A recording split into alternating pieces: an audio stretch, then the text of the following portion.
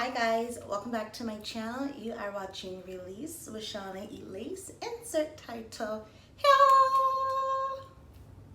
Hi. I am back with a video. And as you can tell by the title, it's self-love. So I want to start a self-love challenge. As you can tell by the title that I want to start a self-love challenge. And I think that right now is the best time for me to start it because I went back to work today and I started to pull away from things that I was doing while on quarantine already mentally. And I'm like, no, like, why do you have to stop doing that stuff, you know? So I want to start a challenge where I pick 3 things a week that I will be doing to ensure that I am giving myself self-love. And with that, I will be taking those 3 things into the next week, as well as adding on 3 more things. So if you're down to do this challenge with me and find out why I decided to do this challenge, go ahead and stay tuned because we're about to talk about it, okay? Okay. So, first off, why I want to do this challenge. As some of you may know, this year I dealt with a lot of depression. Well, I went through depression, should I say. I honestly felt like I was just so overwhelmed and so stressed, and my anxiety for the last 2 years has been like at an all-time high. And honestly, quarantine was the best thing that happened to me because I was able to slow my life down. Well, COVID slowed my life down, but my life was able to slow down. I was able to put things in perspective. I was able to reevaluate, get my mental health back, get my self-love back. And if you don't know me, self-love is something that is truly important to me. I went through a really bad breakup years ago. And I felt like at the end of that breakup, I lost myself. At the end of that breakup, I didn't know who I was anymore. I started questioning my morals, and it was a horrible breakup. And so I really wanted to understand who I was. So I spent many years being single and by choice. And the reason why I did that is because I wanted to find myself. I wanted to identify who I was at the age that I was after going through a divorce and then going through this really bad breakup. I was a mom. I was just going through a lot, and so I wanted to re-identify myself and make sure it was the person that I wanted to be, not influenced by anybody else. With that, I really discovered who I was and fell in love with the person that I am and the person that I want to present to the world.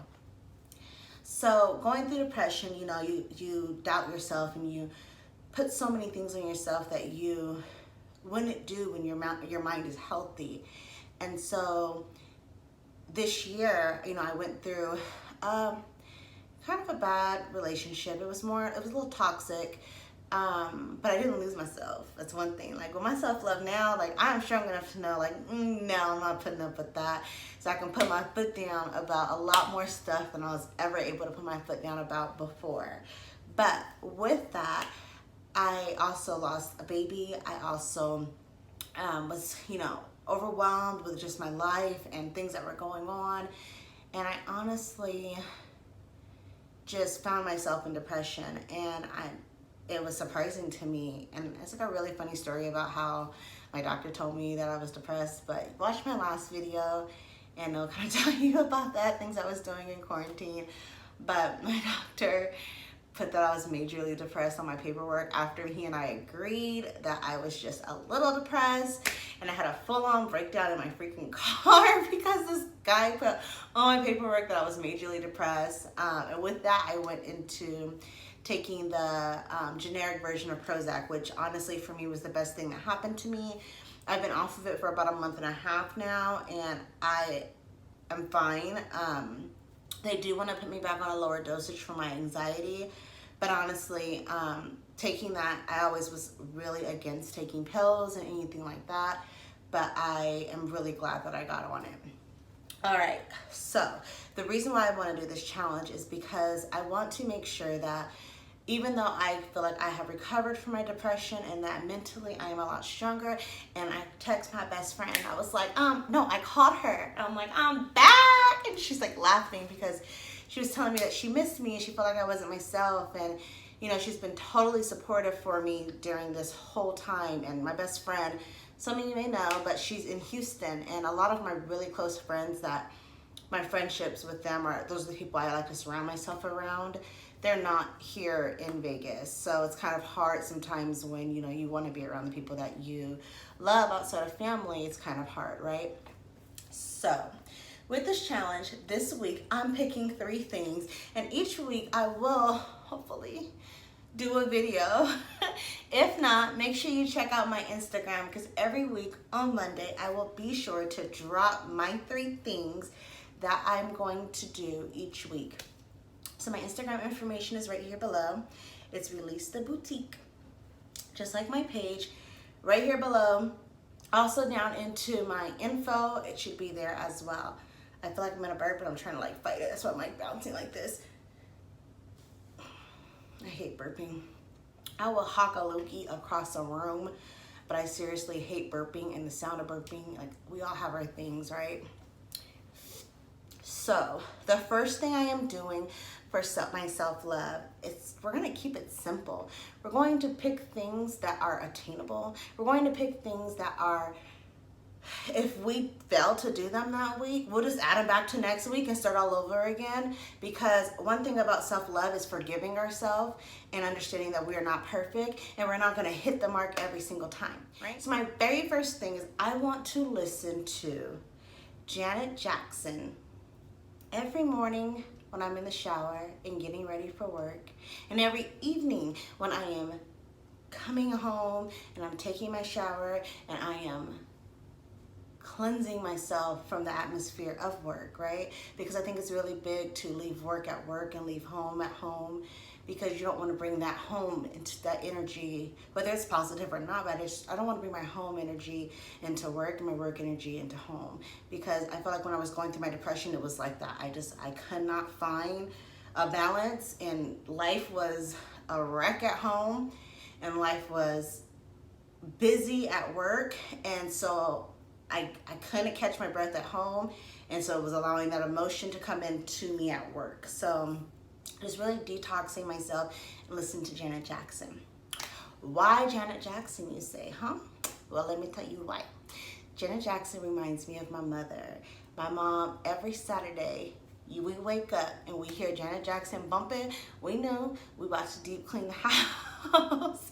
We knew it was about to be something serious. And the more I talk to my mom, I'm trying not to get emotional, but y'all know I'm super emotional. But the more I talk to my mom every day, I realize how much I am like her and how many good qualities I have of her. And Janet Jackson just makes me freaking happy. I love her music, I love the beats, and I just want to dance to it every day. And at the same time, it reminds me of my mom, and if I could be half the woman my mother is, I would be doing an amazing job. And if you know my mom, you know that's pure freaking fact. My second thing that I want to do is I want to stop biting my tongue. I am for sure, I actually had to look up the definition of this recently, but I am for sure an empath. And because of that, when people vent to me, and I'm a person that people vent to me often, I tend to pick up on what they're feeling. And because of that, a lot of times I get stressed out. Well, most of the time I get stressed out for them. And what I've learned to do in order for me to avoid that is I've started to kind of like, I still listen to them, but as they're talking, I really try not to like get too involved in what they're saying. So I just kind of like, especially if it's someone who I feel like always has something going on.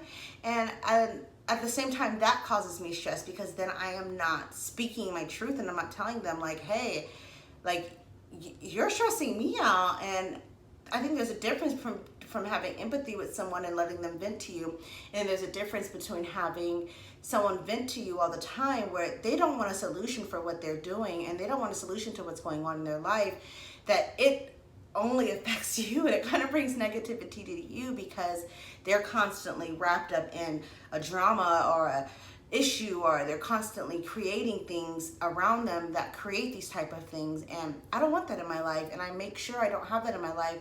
So if I feel like someone is doing that to me constantly, I definitely want to stop them there and let them know, you know what, I'm here for you if you really need me, but this is the same thing going on for you constantly. So I'm going to ask that we not talk about that, so that way I can keep my mental health in check, because as an empath, I pick up on all that stress, and then I'm up thinking about it in the middle of the night. And for what? They don't care about it. They at home sleeping safe and freaking sound, and they don't care about it. My third thing is going to be pampering. Pampering for sure, because today I was like, oh no, I need to cancel my appointment for tomorrow for getting my nails done. I've been getting my nails done since they opened back up, and I actually got them done right before quarantine, and it was something that I said right before quarantine I was going to be doing consistently. I try not to get my nails done because I do have great nails and they're actually really strong, but every time I get my nails done, it weakens my nails, and I don't like that, quite frankly. But then I also love how it feels to have my nails done. So as I was going back to work today, I was like, oh, I'm gonna cancel my appointment. I probably just won't get my nails done. And that's something that I don't wanna stop doing. It's something I love, seeing my hands with my nails done. I do not like just painting my regular nails. I've tried doing gel on my regular nails, and it still always chips off for me. And just seeing chip nail polish on my nails makes me feel like a little kid again, and I'm just not for it. So pampering myself and continuing to get my nails done, even though I'm back at work, is something that I'm going to continue to do. So instead of canceling my appointment, what I'm going to do is just reschedule my appointment. I was letting my nails breathe this week, so that's why they're not done right now. But yeah, so I'm going to continue to pamper myself. So what I would like for you guys to do is join me in my challenge of doing 3 things every single week to make sure that we are loving ourselves, taking care of ourselves, and putting ourselves first. If you want, you can drop down below in the comments the 3 things that you are doing. You can DM me on Facebook. My Facebook is Shauna West. I'll put it right here. My Instagram, like I said before, is Release the Boutique. I think it's that. I gotta go check. If not, it's gonna be down below. But Release the Boutique on my Instagram. You can DM me and let me know the 3 things that you're going to do to love yourself, support yourself, and maintain self-love. And if you do not succeed this week with it, if you do not succeed next week with it, I think it's just really important that we remember that the biggest part of self-love is to forgive ourselves, because just like we forgive everyone else in our life, it's really big to forgive ourselves and support each other. So let me know how it goes for you guys. I'll let you know how it goes for me, and I'll see you guys next week.